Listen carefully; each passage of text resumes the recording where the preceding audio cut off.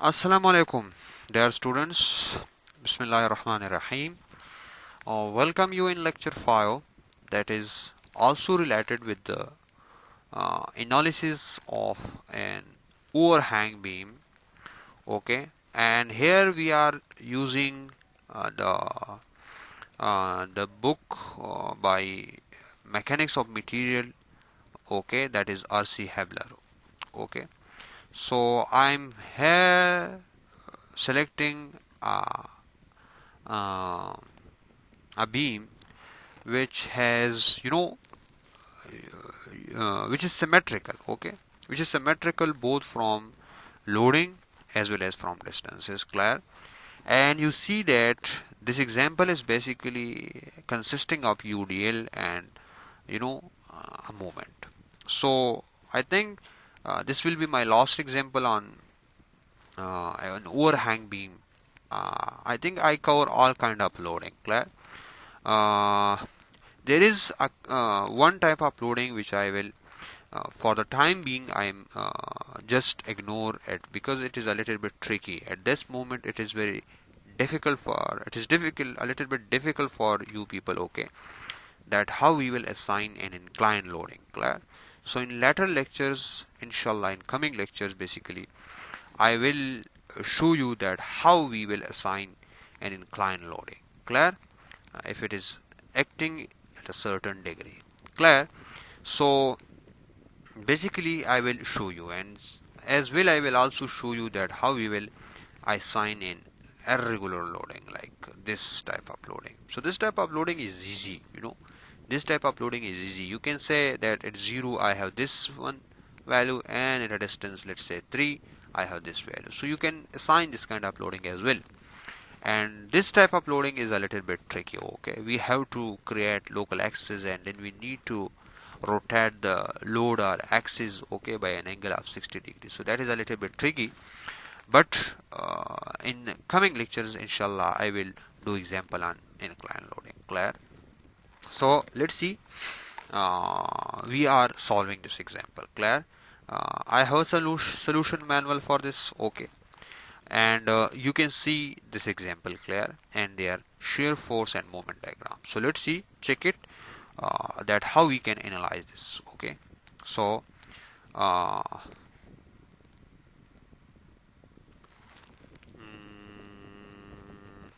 first of all, you need to check your units, clear, that in which units found and feet, clear.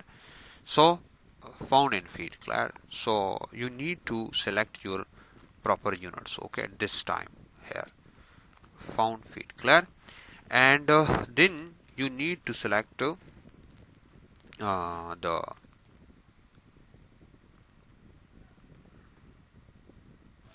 okay. Now you need to you have 3 spans here, clear. This is W overhang beam, clear.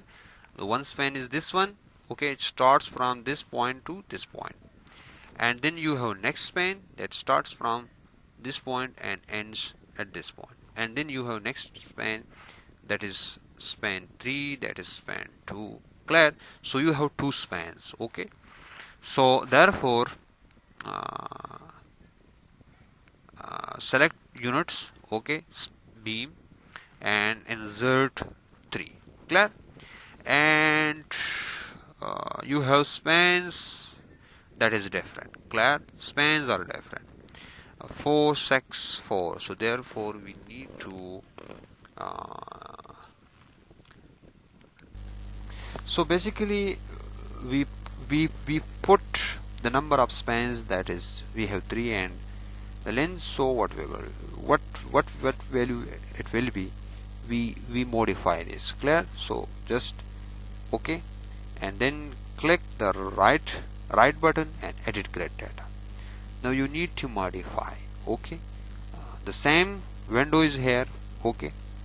So spacing, clear, and here you need to know about your spacing, clear.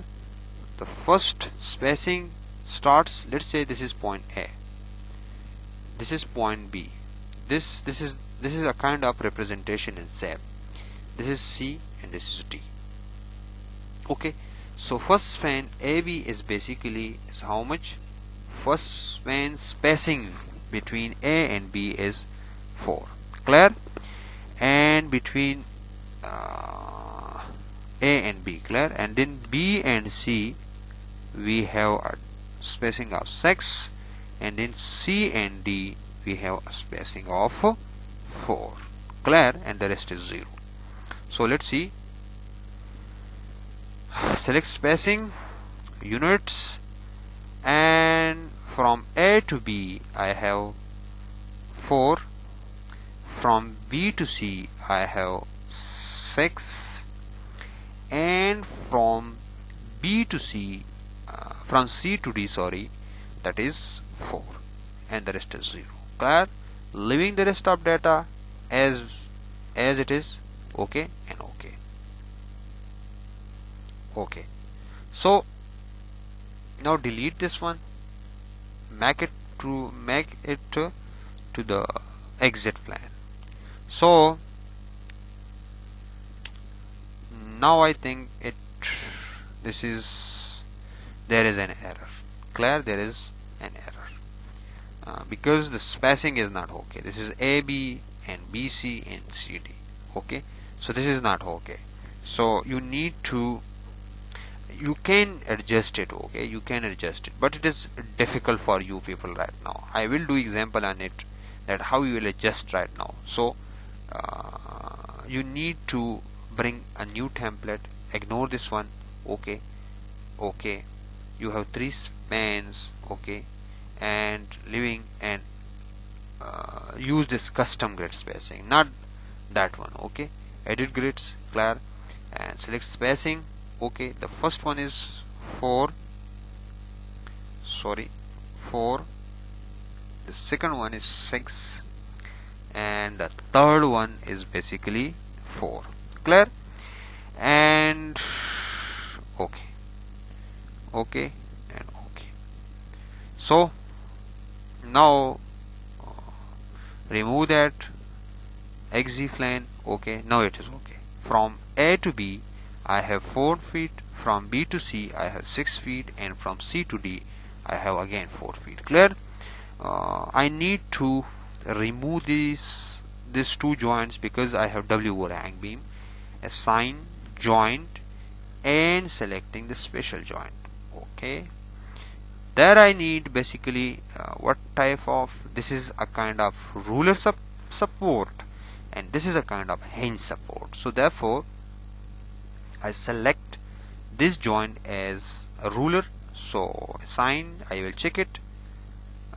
This is a ruler. Okay, and this is hinge support. Clear? This is hinge support. Okay, now I have to apply a movement. Okay, a movement, this one. Clear? I have to apply this movement. Clear? So this is basically in anti-clockwise direction, and you need to compare this movement with your global axis. And as your global axis, you see that this is X. Okay, this is basically X, this is basically Y, this is Z axis, that is the depth, that representing the depth of beam, and this is Y axis, which representing the width of the beam. Now this movement is basically applied, this movement is basically applied about the Y axis, because it is the movement is applied right now about the width of the beam, not about the depth, not about the length. Okay, so this movement is basically now applied about the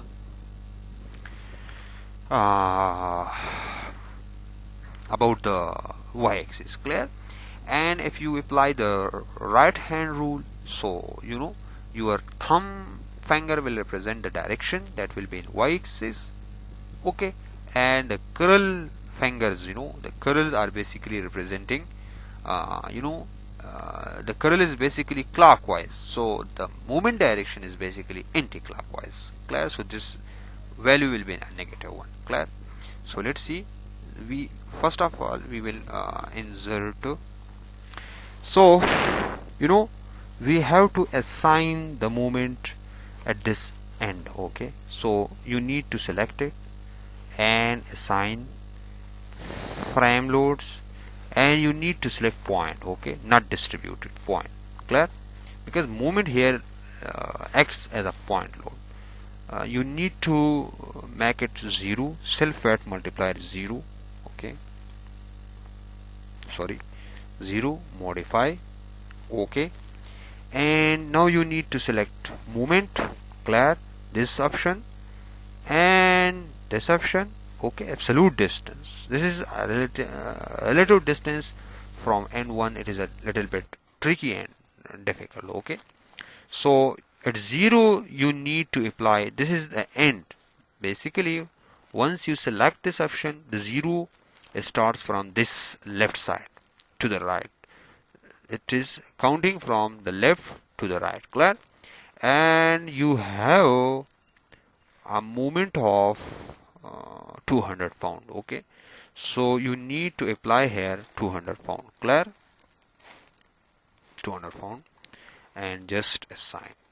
Okay, this is basically it is not okay. This is basically, so this is not okay. This is not okay because we ignore one thing. Control Z, you will remove it.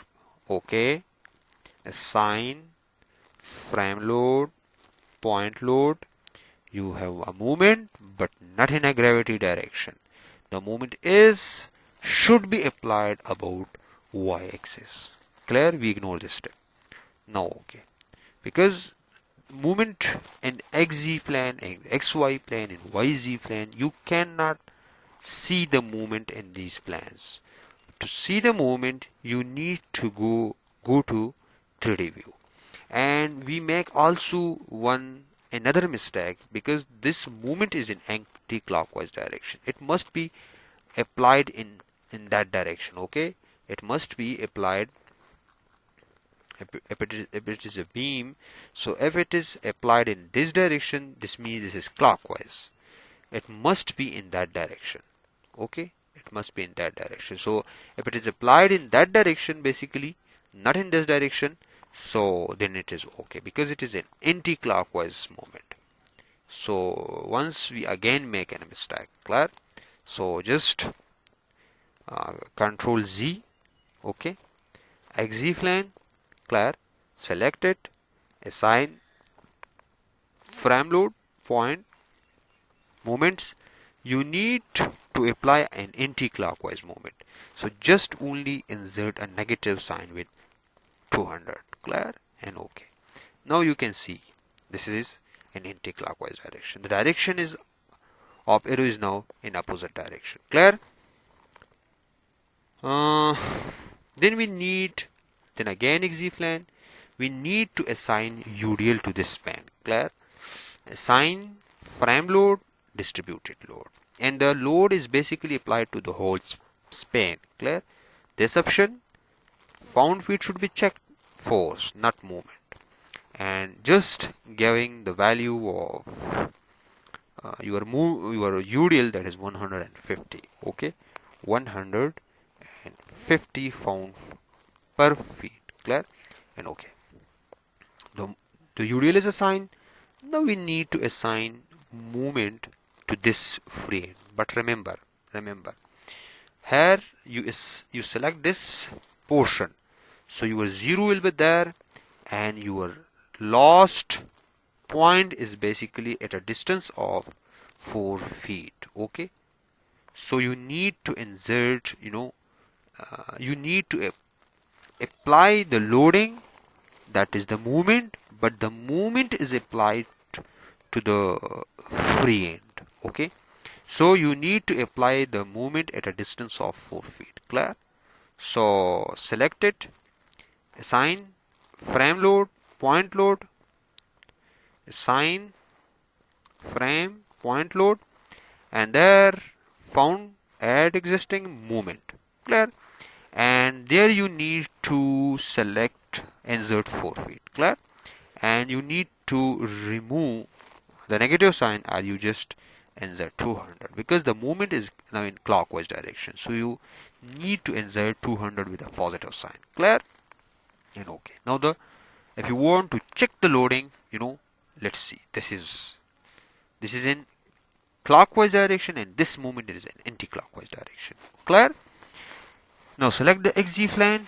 So the steps are done. Okay. We adjust the spacing, then we assign supports, then we assign loading.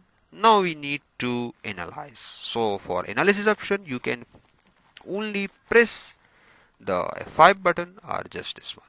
Okay. Model do not run. Okay, and run now. You need to save it. This is, let's say, movement. Okay, and let's see. So now the beam is analyzed. If first of all we want to check our reactions, so for that purpose you just press this button. Okay, this is the shear force and bending moment like shape. This button is basically give you the deformed shape. Okay, this is basically give you the deformed shape. This is the deformed shape. This is for deformed shape, and this is basically for show undeformed shape. This is undeformed shape. Okay, and that is deformed shape. Okay, and here you can see you can see the displacement, a reaction, a rotation. Basically this u1 is basically displacement along x-axis. Okay, you must know. Okay, I will at this point I want to explain this. Okay, so you have an deformed shape like this. Clear? Deformed shape means once loading is applied, the beam will be deformed in this manner. So once you click here, you see u1, clear, you see u2, clear, and u3. So u1, u2, u3 is basically representing the displacement of this joint. Let's say this is 0, this is 0. Okay, I think so. This is also 0. u1, u2, u3 are 0. Okay, so u1, u2, u3 means the displacement of this joint. Clear? Whether it is moves in this one direction, whether it is moves in this y direction, that is 2, that is 1, that is 3, sorry, y is 3, and this is z direction, that is 2. So u1 means the displacement of this joint along x-axis are 1, 1. u2 means the displacement of the joint along the vertical or downward direction, and u3 means the displacement of the joint in 3, 3 direction. So all these are 0. This means there is no displacement at this joint. Clear?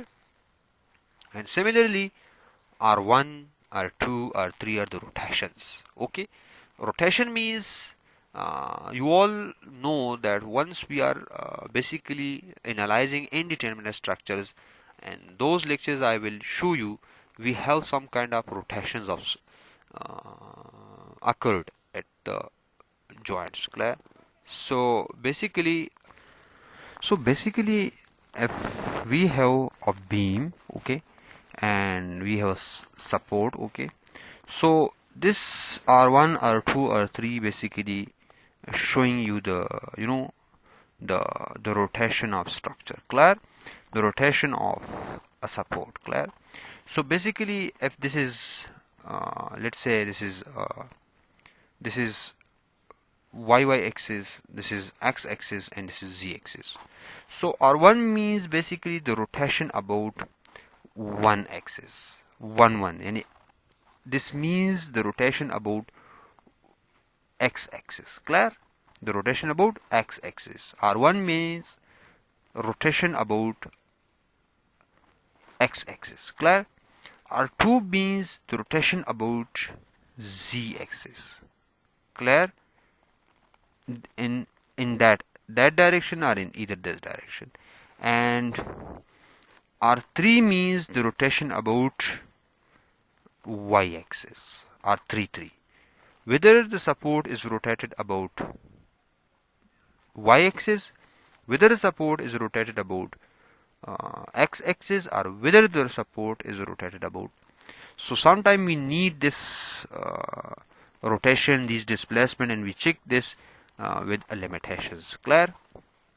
So it is important to understand. Clear? Similarly, you see there, okay, and you see also there.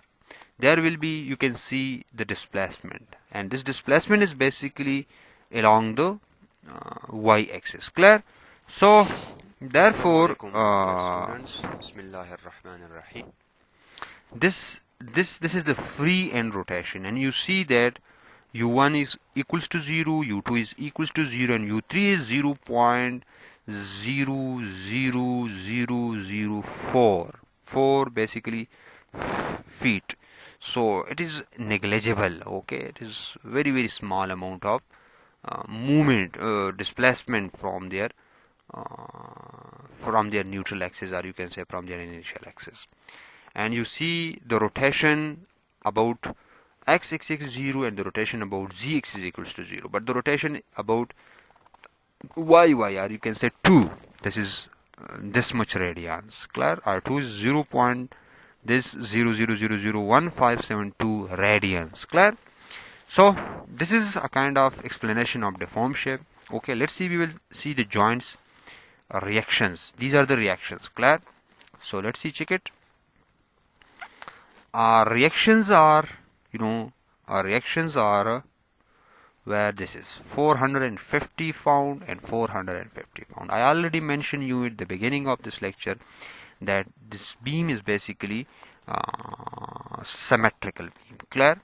So 450 and 450. Confirm? Now we need to check the shear. Okay, you must remember that this is movement. 200 is movement, and movement do not make any kind of shear. Okay, it takes part